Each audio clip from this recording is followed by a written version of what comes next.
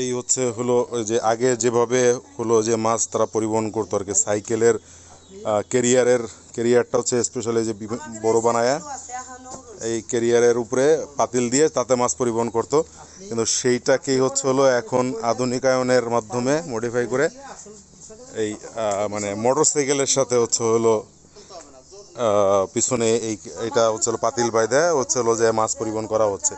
এটাতে তাদের যেমন সময়ের সাশ্রয় হচ্ছে, পরিশ্রমও কম হচ্ছে, এবং সাথেই কিন্তু আপনার হচ্ছে যে মাছের যে টুল ব্যাগ ট্যাগ এগুলা সবই আছে। যেটা জানলাম যে মাছ এখন আর কেউ মরা মাছ কিনতে চায় না, দূরের বাজারে গেলে দূরের হাটে গেলে মাছ মরে যায়, যার কারণে হচ্ছে এটার ভিতরে মাছ তাজা থাকে, এভাবে নিয়ে হাটে গিয়ে বিক্রি করতে সুবিধা হয় তাদের।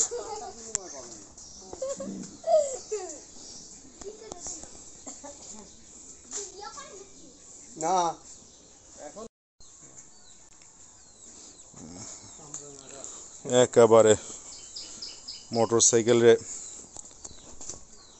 মানে এটা ভালোই হয়েছে, ইন্ডিয়াতে আছে বুঝছেন। হ্যাঁ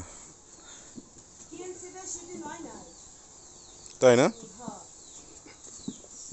না আরো এই সামনে আরো দেখলাম কয়েক বাড়িতে মোটরসাইকেলের পিছনে এরকম পাতিল বাঁধা।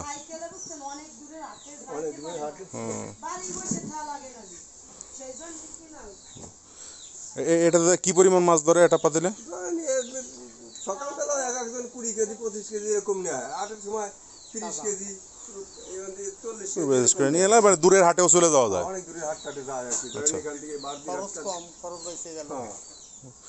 মানে দূরের হাটে যাওয়ার জন্য এই আপনার হচ্ছে মাছ নিয়ে এই মোটর সাইকেলেই আপনার হচ্ছে চলে যাওয়া যাচ্ছে। এখন ভ্যান ভাড়া লাগতেছে না, ভ্যান টাকা লাগতেছে না, আর সাইকেলে যাইতে গেলে কষ্ট, আবার হচ্ছে সময় লাগতেছে। যেই জায়গাটি থেকে সময়েরও তাদের সাশ্রয় হচ্ছে এবং পরিশ্রমও কম হচ্ছে, দুইটা বিষয়ই আপনার হচ্ছে যে কাজে লাগাচ্ছে এই মোটর সাইকেলের বিষয়টি। আপনার হচ্ছে পাহাড়ি অঞ্চলে তারপরে ইন্ডিয়াতে কিছু জায়গায় দেখা যায় যে মোটর সাইকেলে একেবারে পুরো বাজারঘাট সব কিছু নিয়ে চলে যাচ্ছে, এইখানে সেরকম একটা বিষয় দেখা গেল।